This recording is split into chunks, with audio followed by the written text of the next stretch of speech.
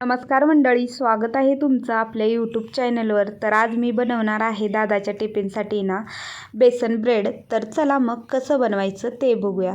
सगळ्यात पहिलं एक बाउल घेतलेला आहे. त्यानंतर त्याच्यामध्ये 1 वाटीभर होईल इतकं बेसन घेतले. त्यानंतर या बेसनामध्ये 1 चमचा जिरे घालून घेतले, 1 चमचा हळदी पावडर आणि 1 चमचा लाल तिखट घालून घेतलं.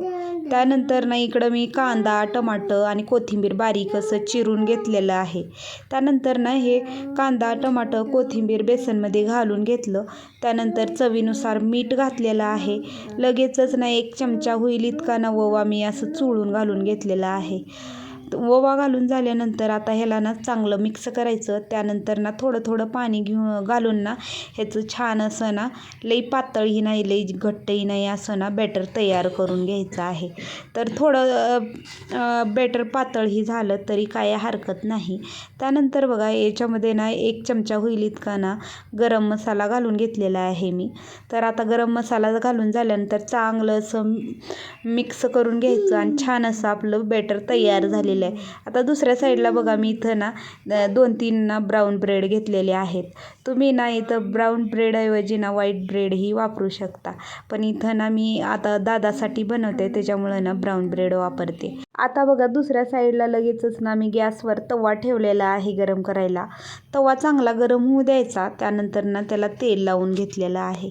आता तेल लावून झाल्यानंतर बघा लगेचच आपण इथं 1 ब्रेड घेतलेला आहे आणि याला आपल्या बॅटरमध्ये डिप करून घेतलं छान असं दोन्ही साईडनं. आणि तवाही छान गरम झाला आहे. तर आता याच्यावर लगेचच ब्रेड ठेवून द्यायचं आहे.